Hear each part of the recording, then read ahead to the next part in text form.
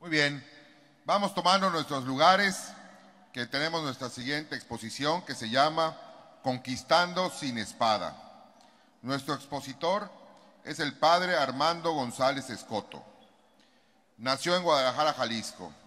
Realizó estudios de filosofía y teología. Es licenciado en Historia Eclesiástica y cuenta con un posgrado en Historia del Arte Cristiano por la Universidad Gregoriana de Roma. Actualmente es presidente del Consejo de la Crónica de la Ciudad de Guadalajara, director de publicaciones en la Universidad del Valle de Atemajac, director de la revista de Ciencias Religiosas Querens, de la UNIVA y de la revista de la Universidad del Valle de Atemajac. Es presidente de la Cátedra Universitaria Cardenal Garibi Rivera, miembro del equipo de editorialistas del periódico El Informador de Guadalajara, coordinador de la Pastoral de la Cultura de la Provincia Eclesiástica de Guadalajara, asesor de la Comisión Episcopal del Clero en el área de formación intelectual, consejero de la Asociación Mexicana para el Fomento del Arte Religioso y director del Centro de Estudios Históricos Fray Antonio Tello. Ha publicado varios libros. De igual manera, ha colaborado como coautor en múltiples libros de teología y es autor también de diversos artículos sobre cultura, religión, arte, política, historia y filosofía en periódicos y revistas especializadas.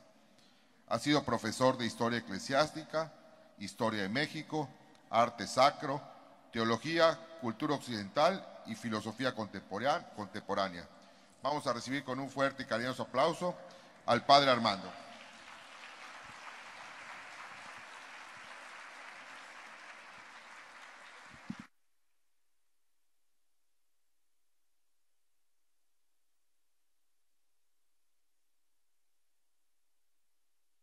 Buenos días.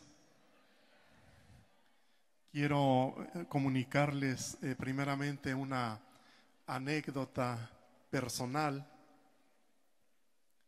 Es la tercera vez que vengo a Cancún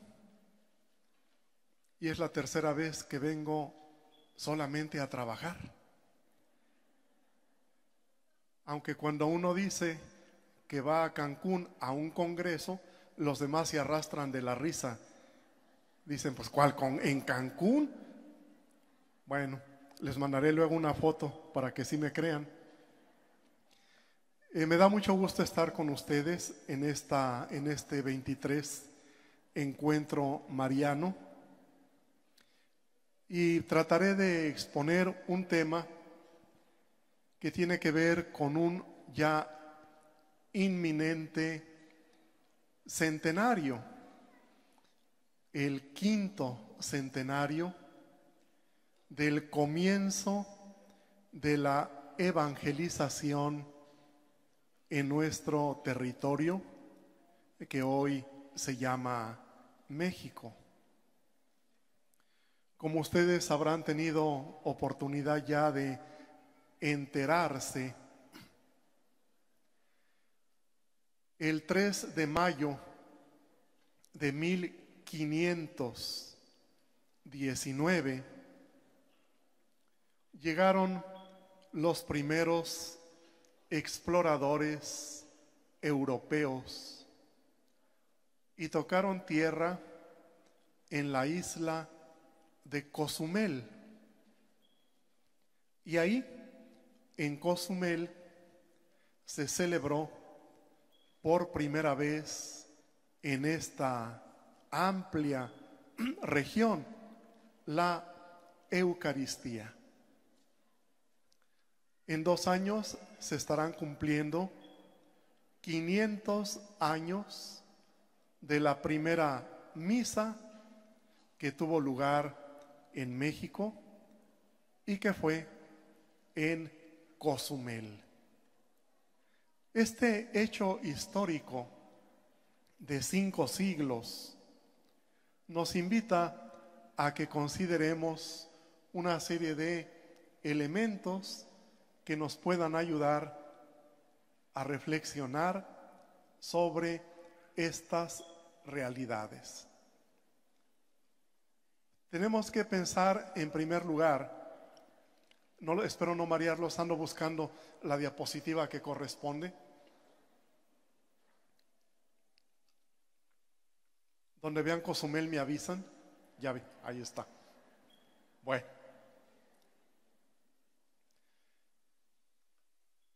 Reflexionar sobre el significado y el misterio de la fe cristiana, pero también reflexionar sobre el significado de una nueva tierra, de una nueva población que se abría al anuncio del Evangelio. Como también recuerdan, los europeos hicieron contacto con el continente americano en 1492, pero de América conocieron por muchos años solamente las islas del Caribe: Cuba, Santo Domingo, Puerto Rico, Jamaica, y no avanzaron más. Ahí se asentaron, ahí comenzaron a trabajar, a hacer producir la tierra al estilo europeo. Y la gente que vivía en las islas del Caribe eran personas en un proceso de desarrollo todavía muy primitivo.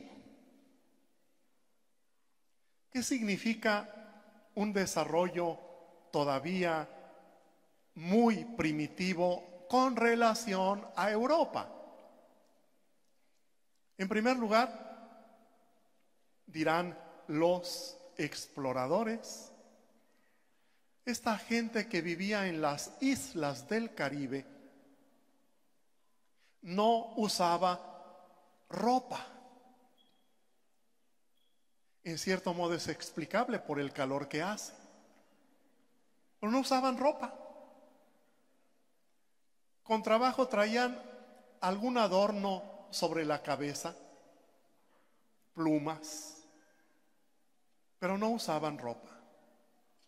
Y esto a los europeos les llamó mucho la atención.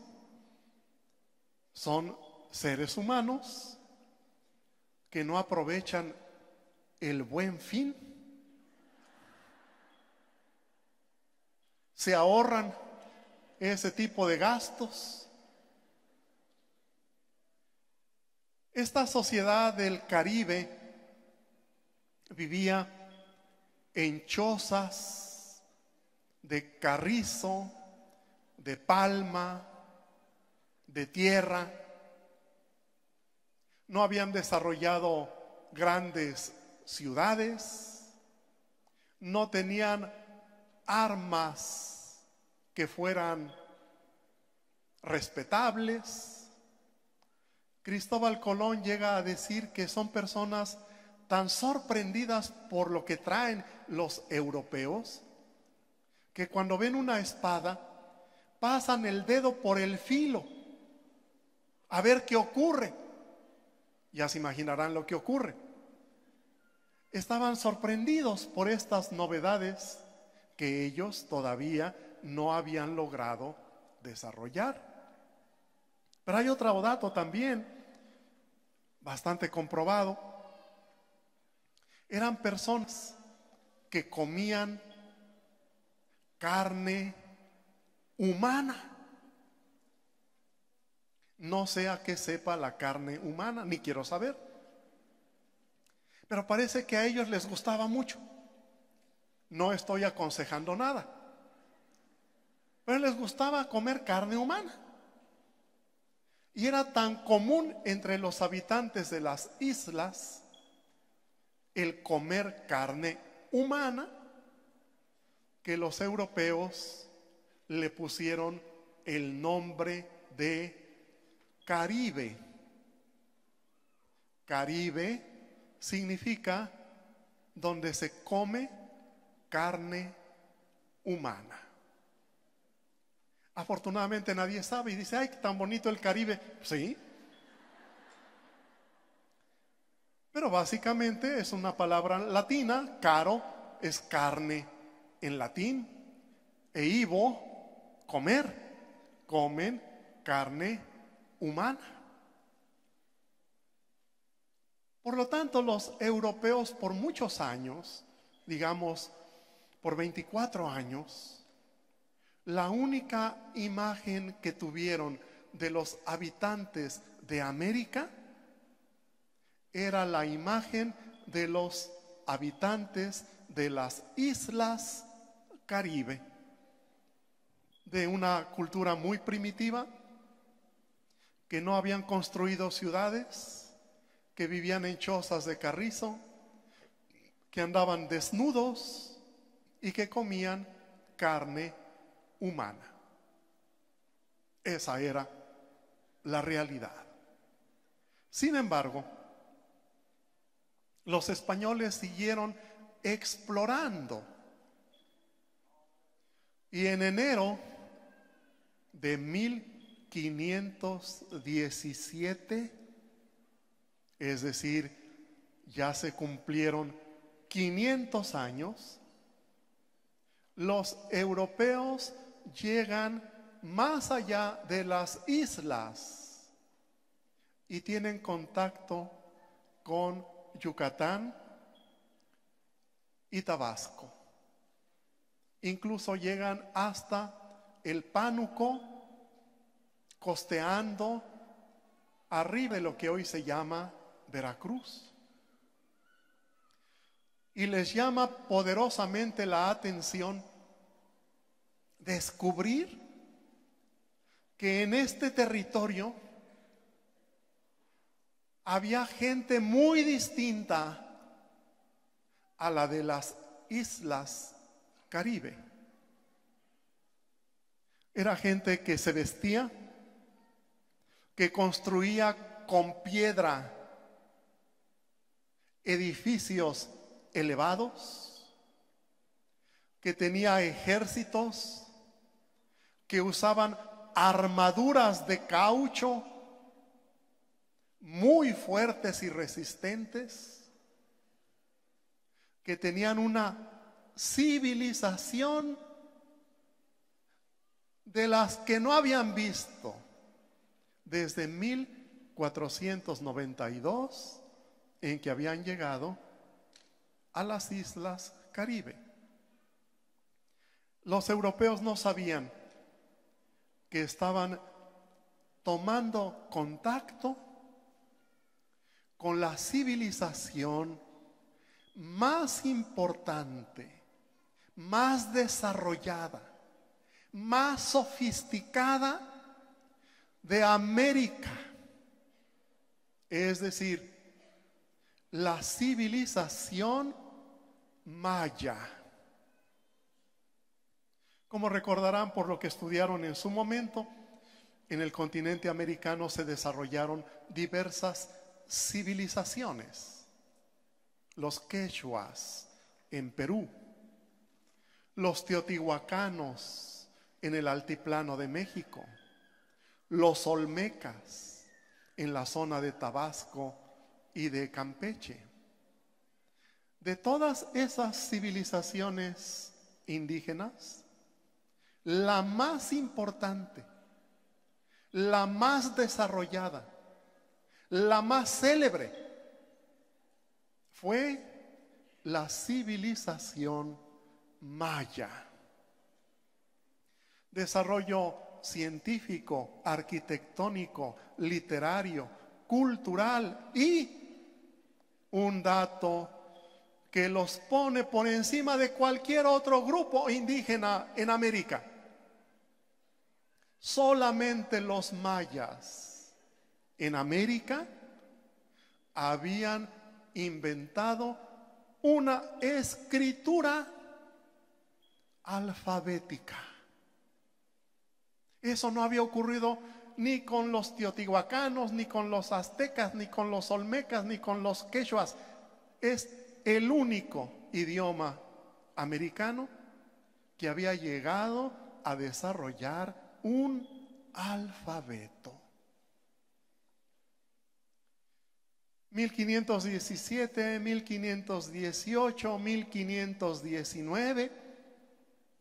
En esos 3 años, los europeos se dieron cuenta que esta región era una región superior, incomparable con lo que habían ellos conocido en el Caribe. Y que enfrentar, conocer, tratar de entrar en este mundo maya iba a ser efectivamente muy difícil. Y lo fue.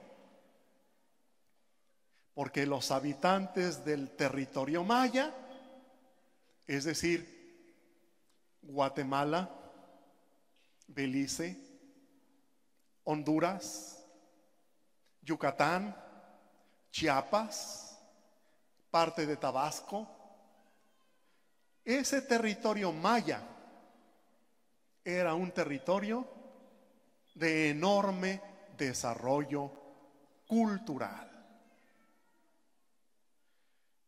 Ahí comenzó el proceso de la evangelización.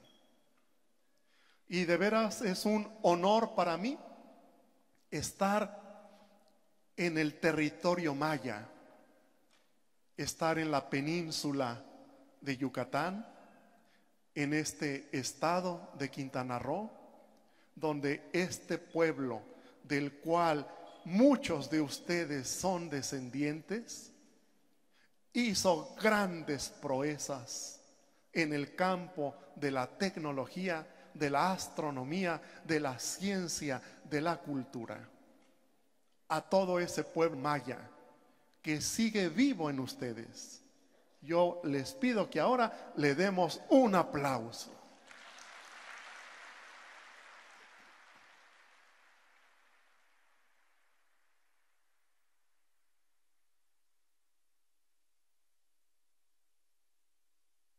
En 1519, Hernán Cortés descubre y entra a la isla de Cozumel. Cozumel estaba habitado por pueblos mayas. Lo reciben de paz. Es decir, no hay guerra, no hay un combate, no hay una conquista. Los habitantes de Cozumel muestran gran curiosidad por las naves en las que llega Cortés con toda su flota. Están ahí varios días, semanas en Cozumel, y Cortés, hablando con los caciques y con los sacerdotes del pueblo, gracias a que tenía la ayuda de un diácono, Jerónimo de Aguilar, que desde años atrás había quedado cautivo en Yucatán y que había aprendido el idioma maya. Gracias a ese diácono español, Cortés comienza a comunicarse con la gente de Cozumel. Y lo que Cortés quiere transmitir es la fe. También quería otras cosas, ya sabemos. Pero tenía el interés también de transmitir la fe. Y les pide permiso a los caciques y a los sacerdotes mayas de que en el gran templo que tienen construido en Cozumel se coloque también una cruz de madera y una imagen de la Virgen María. Este acto que ocurre en 1519 puede ser considerado simbólicamente como el primer acto de evangelización que va después a desarrollarse. Ahí estamos viendo una parte de una zona arqueológica en Cozumel que seguramente Cortés conoció. Entonces, poner la cruz para Cortés era muy importante, es el símbolo de la fe cristiana. Y junto a la cruz colocar una imagen de la Virgen María, seguro muy parecida a la que están ustedes viendo en esta diapositiva, porque es la imagen que Cortés traía en su propio estandarte. Por lo mismo, las imágenes que se pintaban se hacían copiando esta imagen de la Virgen María, donde aparece la Virgen como un busto. La gente de Cozumel conoció a la Virgen María en esta imagen que Cortés pidió se colocara en el templo que los mayas tenían en Cozumel. Cortés siguió adelante su exploración y a los pocos días de haber dejado Cozumel, una de las naves se descompuso y fue necesario regresar a Cozumel. Con Cortés venía un fraile Jerónimo que le había dicho a Cortés: no es bueno que dejemos la cruz y la imagen de la Virgen en Cozumel, porque lo más seguro es que cuando nos hayamos ido, los mayas la van a destruir, que al cabo ya nos fuimos. No es tan fácil que aquí les dejo a la Virgen y a la cruz y ahí me la cuidan. Todavía no eran creyentes. Pues Cortés regresa a Cozumel y se encuentra con la sorpresa de que los mayas conservan la cruz y la imagen de la Virgen. Todos los días la limpian y la rodean de flores, lo cual nos dice de una apertura inicial de los mayas de Cozumel ante este inicio de la evangelización. Esto es, digamos, como una anécdota histórica de la llegada de Hernán Cortés a Cozumel va a ser ya 500 años, la celebración de la primera misa, la colocación de la Santa Cruz y de una imagen de la Virgen María en Cozumel. Dejemos por un momento el aspecto anecdotario y pensemos entonces en el tema de nuestra exposición: la evangelización. 500 años del inicio de la evangelización. Cuando en Europa se conoció la noticia de que en América había miles de gentes, miles de personas que no conocían el Evangelio, la primera respuesta fue: hay que evangelizarlos, hay que llevarles el anuncio de Jesucristo muerto y resucitado. Hay que llevarles el mensaje de la salvación, la fe en un solo Dios y en Jesucristo su Hijo, que nos ha redimido. Hay que llevarles y comunicarles la fuerza del Espíritu Santo. para que también ellos gocen, experimenten la alegría de salvarse. Muy bien. Miles de gentes, millones de gentes en América que no conocen el Evangelio, que no han experimentado la salvación. Primera pregunta: ¿quién tiene poder para anunciar el Evangelio? No pregunto yo a quién se le puede ocurrir anunciar el Evangelio. ¿Quién tiene poder para anunciar el Evangelio? Seguramente ustedes han oído en el plano jurídico lo que son los poderes. ¿Qué es darle a una persona un poder jurídico? Es autorizarla, legitimizarla para que ejerza una determinada acción. Esto no debemos perderlo de vista. ¿Quién tiene poder para anunciar el Evangelio? O dicho de otra manera, ¿cualquier ser humano en el planeta Tierra tiene poder para anunciar el Evangelio?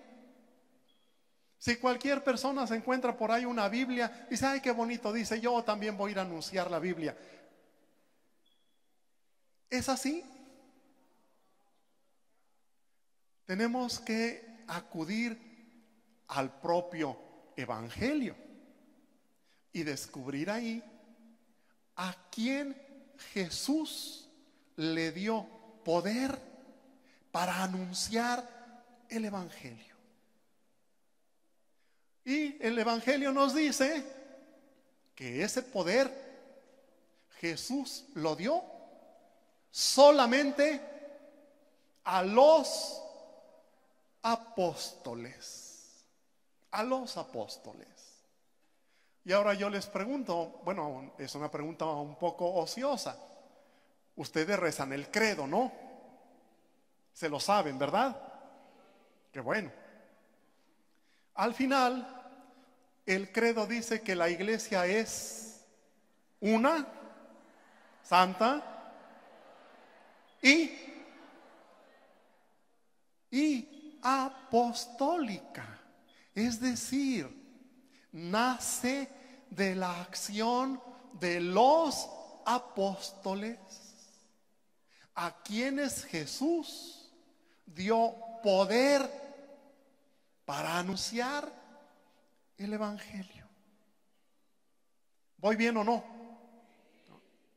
Oiga, a todos los apóstoles, pregunto, a los 12 apóstoles, a los 12 apóstoles, ¿sí o no? Pues noto mucha duda. También a Judas,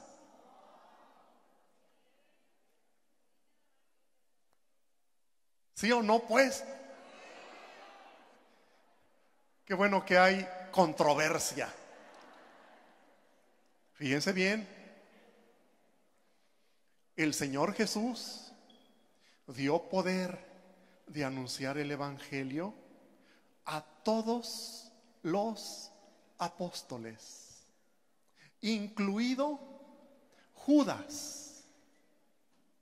Pero Judas perdió ese poder cuando se apartó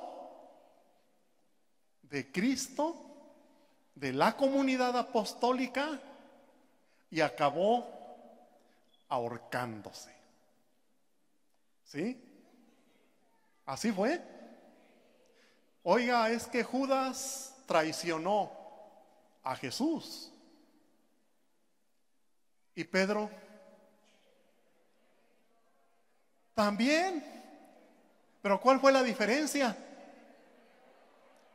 Pedro no se salió de la comunidad apostólica? Judas, sí. Todo cristiano que se sale de la comunidad apostólica pierde el poder de anunciar el evangelio. No se les olvide, todo cristiano que deja la comunidad apostólica pierde poder para anunciar el evangelio. Oiga, pero lo sigue anunciando. Bueno, eso se llama piratería. Piratería. Imagínense que yo tengo un negocio, no tengo ninguno, pero imagínense que tengo un negocio de venta de cocos, dulce de coco, el mundo feliz. Así se llama mi negocio. Dulce de coco, el mundo feliz. Y me va muy bien. Y un día, enfrente de mi negocio, aparece otro negocio que se llama Dulce de coco, el mundo feliz. ¿Qué creen que debo hacer? Cuando llegue la gente y diga, ah, caray, aquí el mundo feliz y acá también, ¿cuál de los dos es el de a de veras? ¿Cuál es el pirata? Entonces yo tengo que mostrar que pertenezco al origen, que soy el auténtico, que soy la marca y que el de enfrente es pirata. En México hay mucha piratería, de todo tipo, todo se piratea en México. Era inevitable que también hubiera piratería religiosa. Solo en Estados Unidos hay 3,600 sectas. En México todas esas sectas han venido a hacer piratería. Y me llamó mucho la atención en Villahermosa. Hay una secta, como ya no sabe ni qué nombre ponerse, porque hay tantas. Se pusieron el nombre que a mí me ha parecido el más correcto de todos. Y se llama Iglesia del Arca de Noé. Digo, perfecto. Porque en el Arca de Noé no había más que. Dijo, oh, qué bueno. Es el mejor nombre seguramente que los iluminados. Bueno.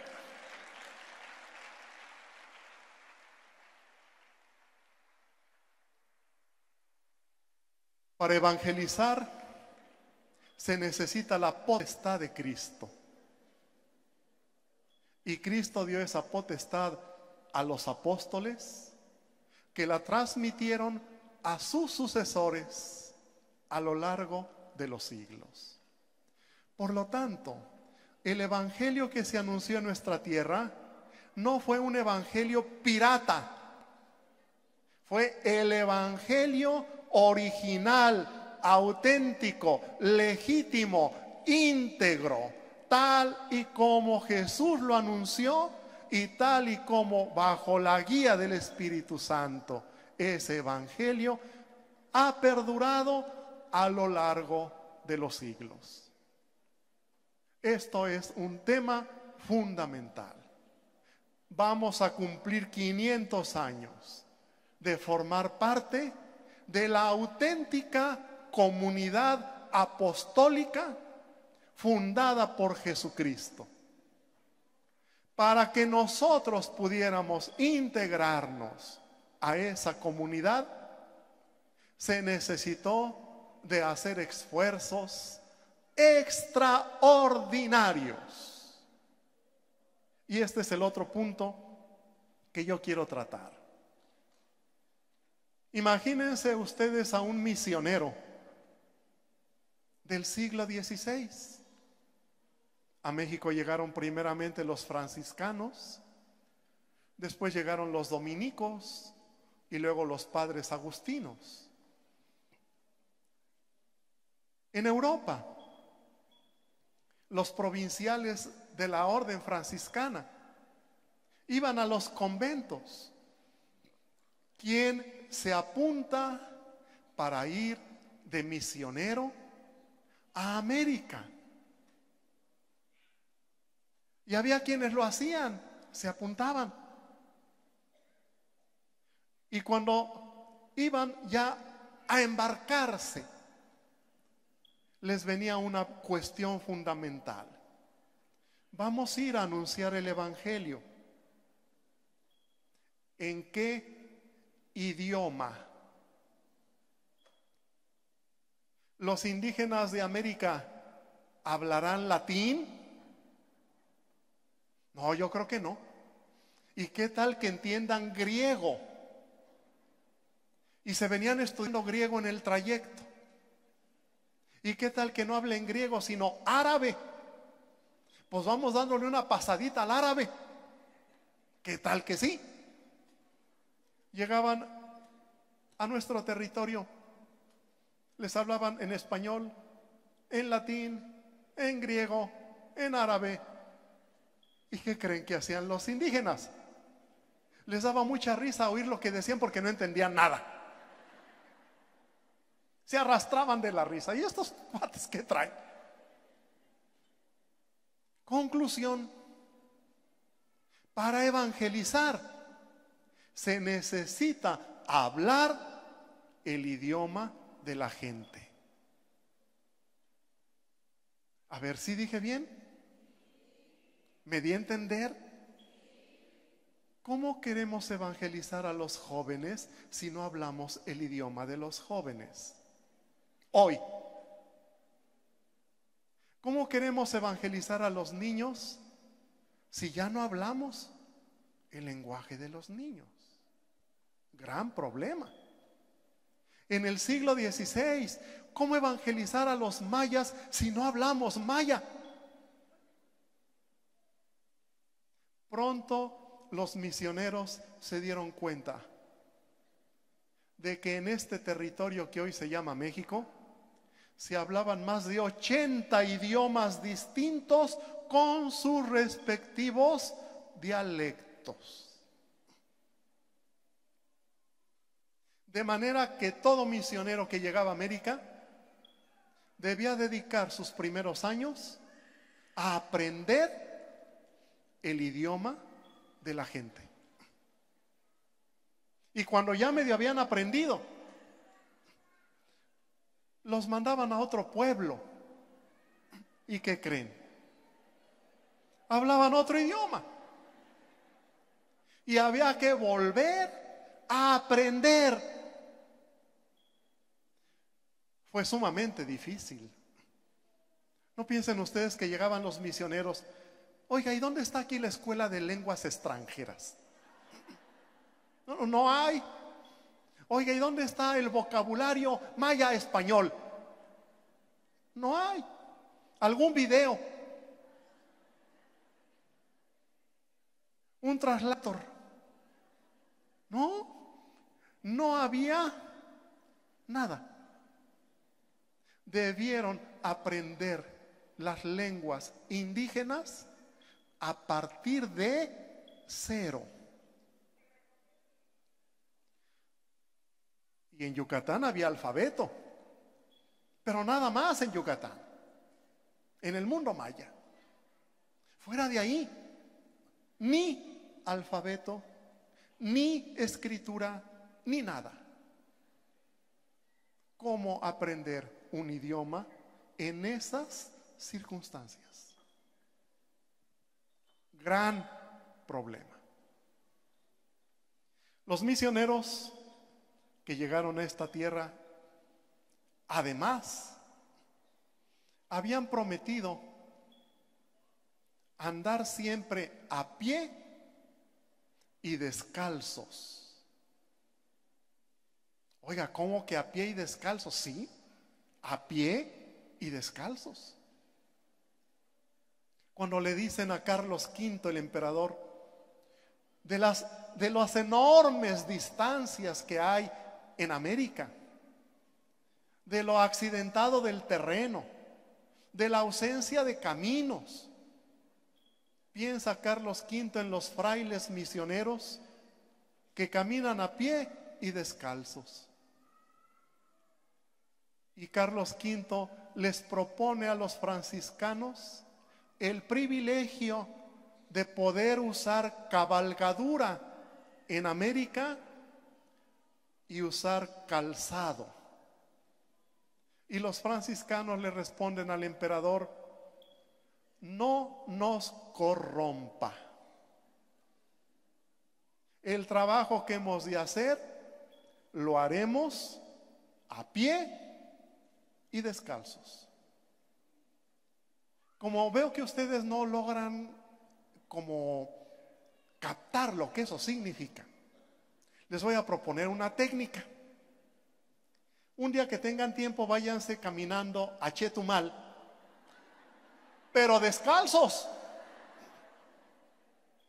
Para que sientan lo bonito. No por la carretera.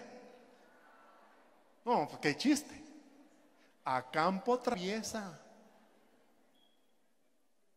Y entonces entenderán lo que vivieron los misioneros para comunicarnos el Evangelio. Porque llegaron los misioneros a esta tierra sin saber nada de esta tierra. No sabían que había unas bestias feroces, terribles y espantosas que se llaman mosquitos, que no nomás son latosos, sino que comunican enfermedades epidémicas. Entraban los misioneros a la selva y ahí tuvieron la oportunidad de que les presentaran a unos bichos que se llaman nauyacas. Muy bonitos, muy hermosos, casi de mascota se puede tener. Que en algunas regiones, como en Guatemala, a la nauyaca le dicen las 7 pasos. Oye, ¿y por qué le dicen 7 pasos? Porque si lo muerde, no camina usted 7 pasos cuando ya está muerto. Y los misioneros entraban a la selva, con y sin moscos, nauyacas, felinos, lagartos, lo que fuera. Venían a anunciar el Evangelio. Ningún tipo de peligros los amedrentó. Había que aprender la lengua y eso era muy difícil. Había que enfrentar el clima sumamente caluroso. Había que enfrentar la amenaza de los animales salvajes. Y había que muchas veces chocar con la postura de los indígenas que no querían aceptar la propuesta salvadora de Cristo.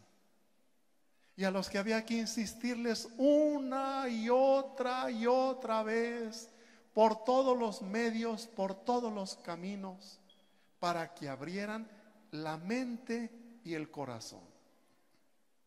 Y esa tarea, no crean ustedes que se resolvió fácilmente. Solo piensen que para que el Evangelio llegara a la selva lacandona, que está pegada a Campeche, en Chiapas, para que el Evangelio llegara a la selva lacandona, pasaron 150 años. 150 años. Aquí empezó en 1519. Pasaron todavía 150 años antes de que el Evangelio llegara a la selva lacandona. Y para que muchos pueblos mayas de Yucatán finalmente aceptaran el Evangelio, tuvieron que pasar más de 100 años. a principios del siglo XVII, empezó a darse un fenómeno de verdadera conversión de pueblos mayas al Evangelio. ¿Y qué ocurrió en los 100 años anteriores?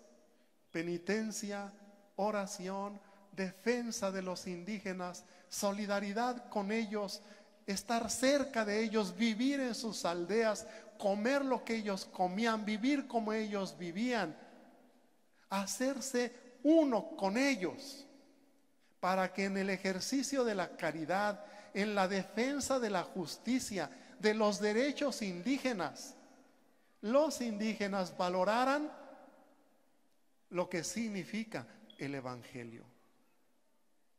Debemos quitarnos de la mente la idea de que la evangelización en México fue bien fácil. No, viera usted nomás, todo mundo se convirtió. Esa es una hermosa tradición o leyenda o fantasía o hermosísima ignorancia. Fue sumamente difícil. Pero los cristianos católicos auténticos son tenaces, son esforzados, son comprometidos, son testimoniales, nunca se desalentaron. Que había indígenas que fingían convertirse, no se desalentaban. Que había indígenas que mezclaban sus creencias con las cristianas, no se desalentaban. Todo el tiempo fue insistir y dar testimonio de lo que es la vida cristiana. Y así, paulatinamente, en un lapso de 100 a 150 años, los pueblos mayas fueron integrándose a la comunidad apostólica fundada por Cristo. La evangelización entonces no es una tarea fácil. Supone en el evangelizador de innumerables condiciones. Cuando los misioneros llegan y encuentran la gran barrera que es el idioma, pues de aquí a que aprendo maya, pues ya se fueron 3, 4 años. ¿Qué hago mientras? Y entonces los misioneros predican por señas, predican con cartelas, hacen dibujos para dar a entender su fe, empiezan a publicar catecismos de monitos. Fíjense, en el siglo XVI, catecismos de monitos, porque no hablan el idioma, pero la imagen todo mundo la entiende. Catecismos de monitos. Introducen el teatro religioso. Si el indígena no entiende el idioma, entenderá la actuación. Y esos misioneros solemnes, graves, profundos, gente de oración, se tiene que poner a actuar frente a los indígenas para que ellos descubran en la actuación el mensaje de la fe. El misionero del siglo XVI es una persona extraordinariamente creativa. Si no se le ocurre una cosa, se le ocurre otra y otra y otra. Siempre está pensando cómo lograr que el mensaje de Cristo llegue a la gente. No eligen un solo camino, inventan infinidad de caminos. Y los indígenas les atrae el teatro, porque ellos no tenían. Y pronto quieren también actuar. Y en esa manera se van involucrando. Pero ahora actúan, pero hablan en maya. Y eso cambia la perspectiva. Están los propios mayas evangelizando a sus hermanos a través del teatro religioso. Es decir, no se detiene el misionero ante ningún obstáculo. Junto a esos recursos que son tan importantes, que fueron tan creativos en el siglo XVI, los misioneros descubren también la necesidad de que los indígenas pronto logren desarrollarse también en el campo de la civilización europea, para que puedan defenderse de cualquier tipo de abuso por parte de los españoles. Los misioneros se vuelven abogados de los indígenas. Son los que siempre están a la cabeza defendiendo el derecho de los más pobres, de los que sufren más injusticia, de los que carecen de lo necesario. Son grandes promotores sociales. No es nomás enseñar a creer y a rezar. Hay que enseñar también a vivir con dignidad, a vivir en el derecho y en la justicia. Y pronto los indígenas, ahí donde ven un hábito franciscano, un hábito dominico, dicen: ahí hay una persona que me ama, que defiende mis derechos, que está dispuesta a luchar por mí. Y luego se preguntan: ¿y qué hace de este misionero el que sea tan entregado en la defensa de mis derechos? Que cree en Cristo. ¿Quién es ese Cristo que hace a estos misioneros tan amigos nuestros, tan defensores nuestros? La fe se comunica por el testimonio. El testimonio de vida, la capacidad de defender al que sufre. Los centros misionales van a ser característicos en todo nuestro territorio. 5 dependencias. Fíjense bien, 5 dependencias en todo centro misional. Primero, que haya escuela para que los niños aprendan. Segundo, talleres para que los adultos se capaciten en las técnicas profesionales europeas. Escuelas, talleres. Tercero, enfermerías. No hay un solo centro misional donde no haya una enfermería para que el indígena ahí se cure de sus enfermedades, lo atiendan. Cuarto, hospedería, porque los indígenas van de un lado al otro con sus mercancías. Saben que en el centro misional les pueden dar hospedaje para que pasen la noche y al día siguiente sigan su camino. Quinto, la capilla, la iglesia, para que ahí se encuentren y se recojan con aquel que nos salva, Jesucristo. Es 5 dependencias: capilla, hospedería, enfermería, talleres, escuela. Eso se llama evangelización integral. Integral. Quiero demostrarte mi fe poniéndome a tu servicio. Te enseño, te capacito, te curo si te enfermas, te hospedo si andas de viaje y te acerco al verdadero Dios. Esa evangelización fue el acto definitivo que llevará al indígena a descubrir la verdad de la fe. Verdaderamente esta es una fe que salva, porque en este mundo, en esta vida, ya no se está salvando. De manera que aunque fuera difícil, aunque hubiera obstáculos, aunque los indígenas estuvieran muy apegados a sus creencias y a su estilo de vida, a la hora de confrontar con el estilo de vida cristiano, tenían que descubrir la enorme diferencia. Ya no podemos vivir peleándonos unos con otros, ya no podemos comernos unos a otros, Ya no podemos ser indiferentes a los demás. Ha llegado a nuestra tierra una fe que genera comunidad solidaria. No solamente la verdadera fe, sino su consecuencia, que es la vivencia profunda de la caridad de Cristo.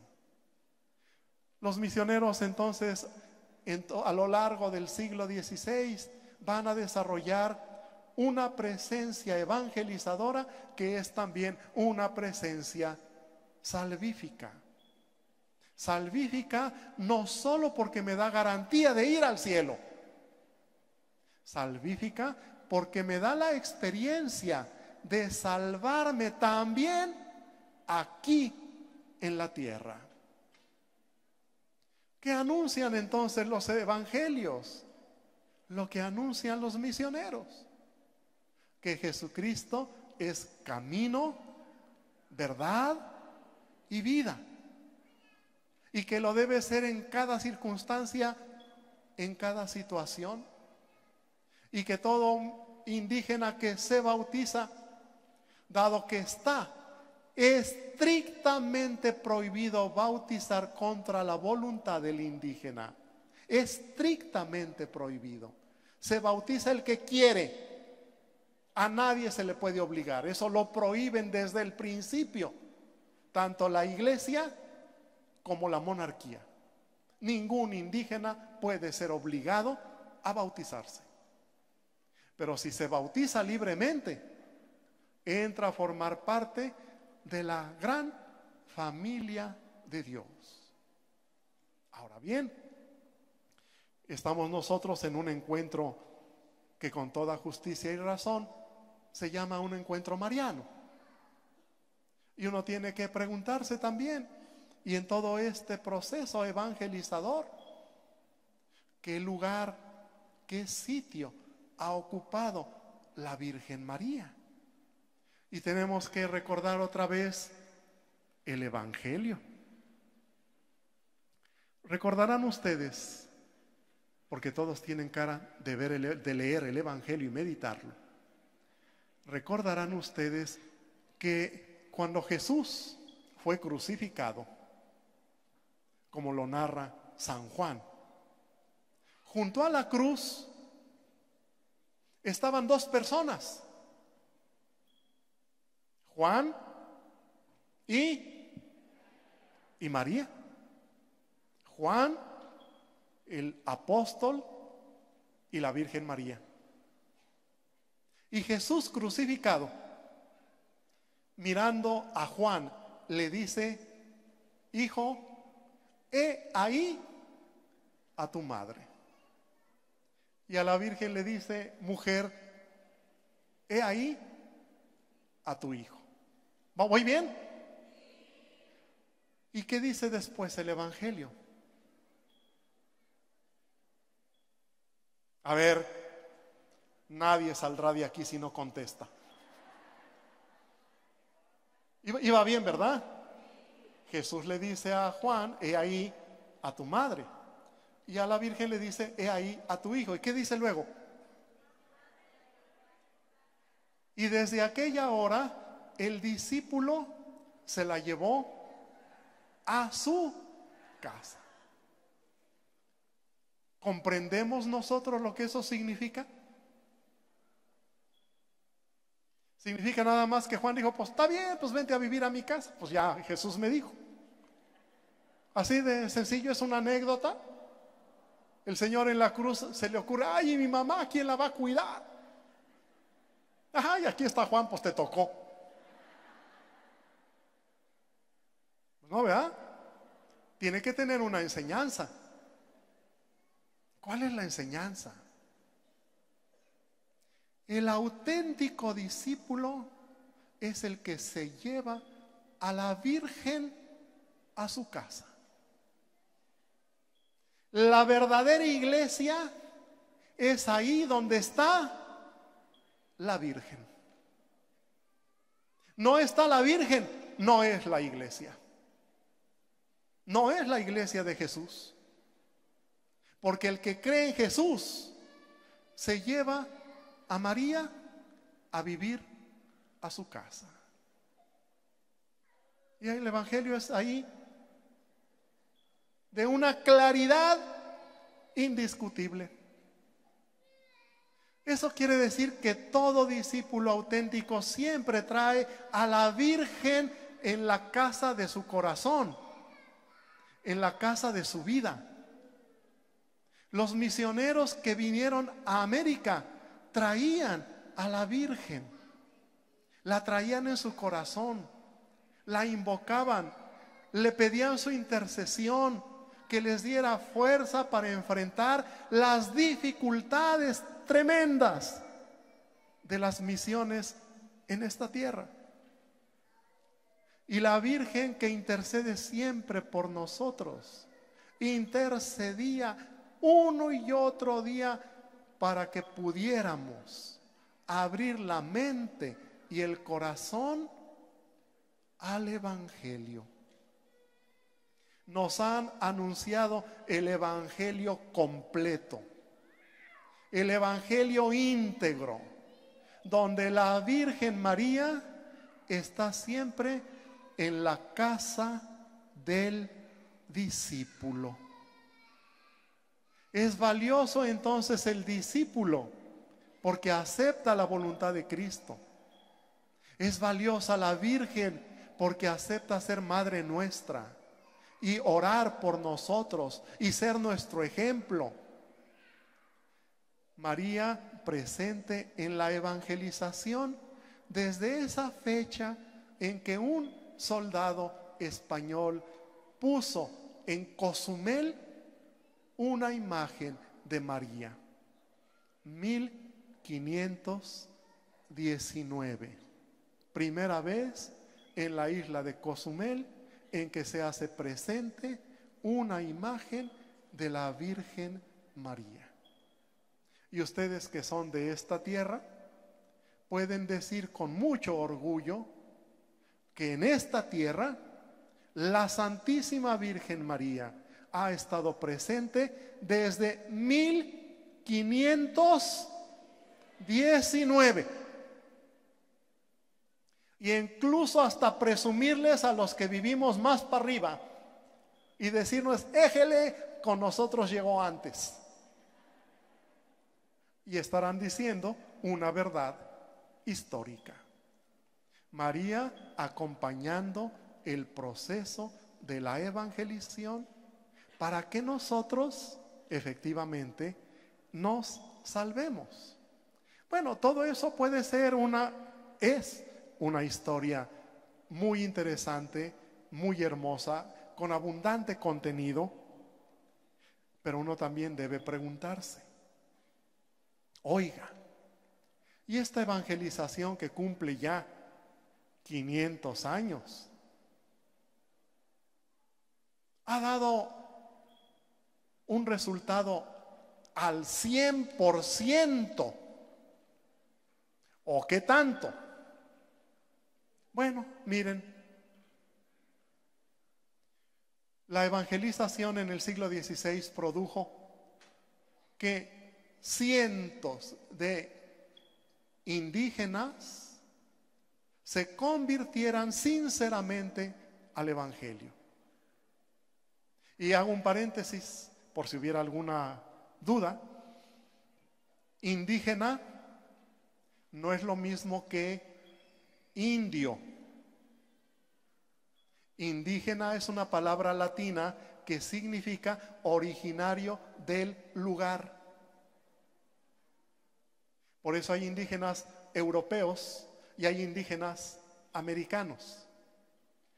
El indígena es el originario del lugar. Por eso yo uso la palabra indígena. De ahí viene también indigente, por ejemplo. El que nació en esa tierra. Bueno, yo hablo del momento en que los habitantes de esta tierra, los indígenas de esta tierra, se abren al Evangelio. Y fueron miles, con total sinceridad. Pero también hubo otros que no aceptaron el Evangelio.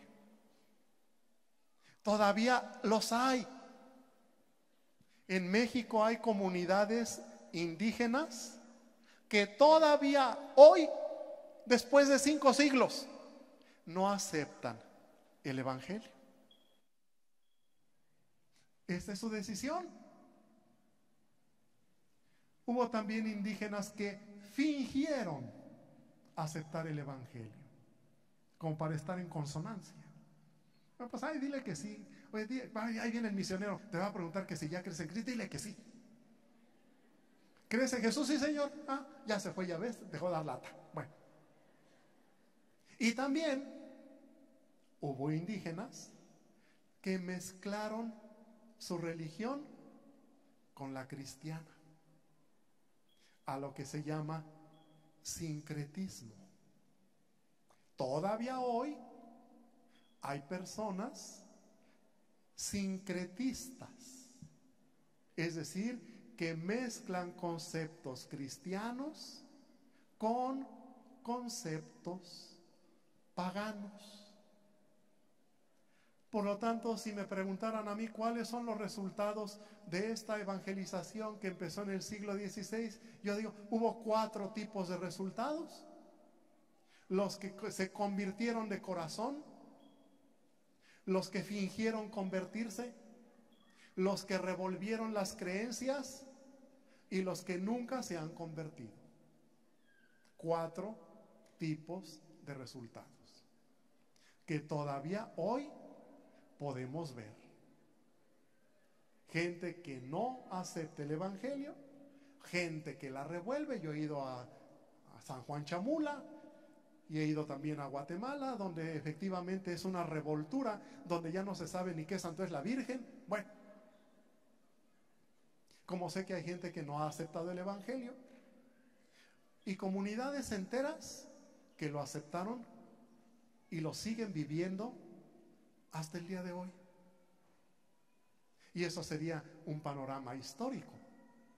Pero también me puedo preguntar, oiga, y en el momento actual, en este año 2017, todos los habitantes de Quintana Roo son cristianos.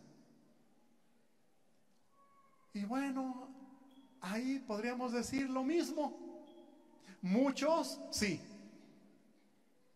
otros nomás parecen, otros definitivamente no lo son. Y quedan también en Quintana Roo personas que han revuelto la fe cristiana con creencias que no son cristianas. Oye, ¿qué podemos hacer? ¿Llorar? Pues a lo mejor un ratito. Y luego ya que lloremos un ratito, ¿qué? Pues a trabajar, a trabajar. Purificar la fe donde no es pura. Insistir en el anuncio de la fe ante aquellos que no la aceptan, para seguir cumpliendo el mandato de Cristo de evangelizar a toda la gente. El problema de hoy, sin embargo, no es simplemente el tema de la evangelización de toda la gente. Hay un problema bastante serio, que es el que familias profundamente cristianas de pronto tengan hijos que ya no lo son. Y los papás no encuentran la explicación. Los eduqué, les di buen ejemplo, los mandé a escuelas que garantizaran y de pronto me salen con que ya no creen. Un problema actual muy serio que afecta sobre todo a la gente joven. De pronto están perdiendo la fe y después acaban perdiendo la vida, porque entran a estilos de existencia, a formas de vivir que los desgastan, que los acaban, que los matan. No solo pierden la fe, pierden la vida. Y la comunidad cristiana del presente momento tiene que volver a aprender de los misioneros del siglo XVI. ¿De qué modo? ¿Con qué creatividad? ¿Qué hay que aprender? ¿Qué idioma hay que hablar para que la gente joven comprenda la riqueza del Evangelio? Porque está claro que con el lenguaje tradicional que usamos ya no nos entienden, ya no nos hacen caso, y que incluso muchas veces tienen caminos como de escaparse a cualquier corrección que les queramos hacer. Y cuando una persona adulta quiere corregir a su hijo, quiere transmitirle los valores del Evangelio, el muchacho dice, o la muchacha, no, papá, eso era en tus tiempos, ahora ya es de otro modo. Y eso es una lucha de todos los días.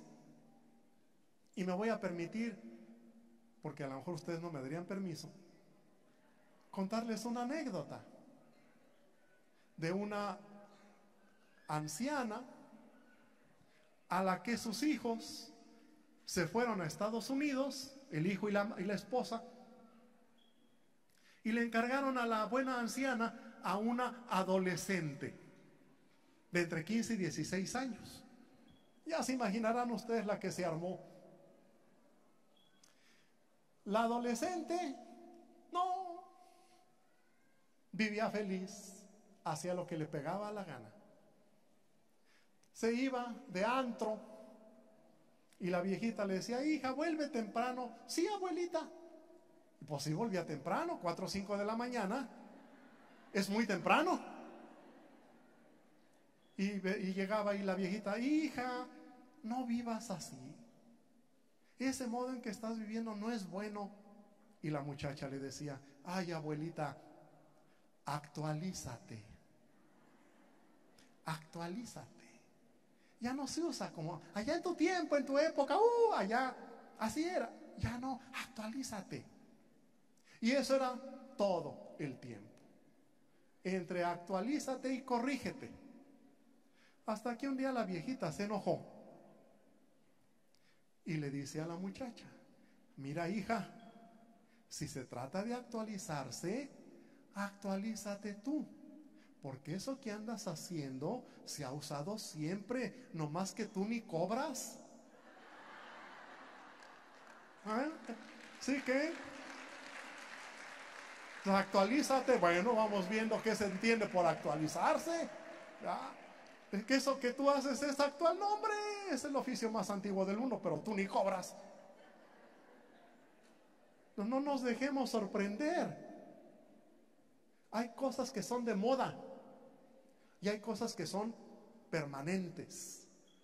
Los valores del Evangelio son eternos. No son moda, son eternos.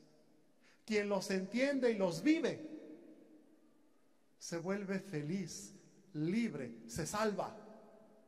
Quien los desprecia y considera que son cosa del pasado, lo que hace es perderse a sí mismo y perder a los demás. Porque al rato va a andar metido en infinidad de líos.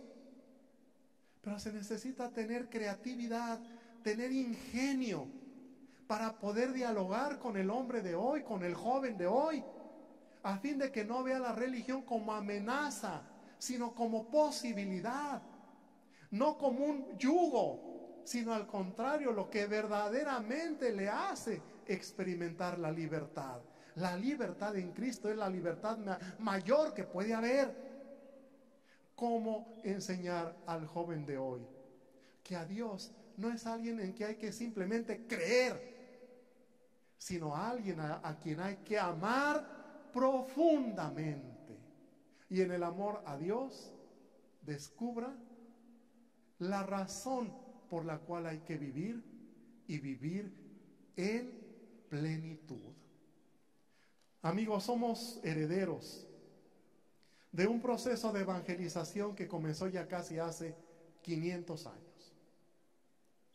Nosotros somos los que hemos heredado ese proceso histórico de evangelización, que hoy requiere de nosotros que lo actualicemos, que lo renovemos, que lo dinamicemos, que lo transformemos, para que no solamente recordemos que hace 500 años llegó el Evangelio, sino que podamos decir con entera satisfacción: ese Evangelio se sigue anunciando, se sigue comunicando y sigue transformando la vida del ser humano. Ojalá y que así sea. Muchas gracias.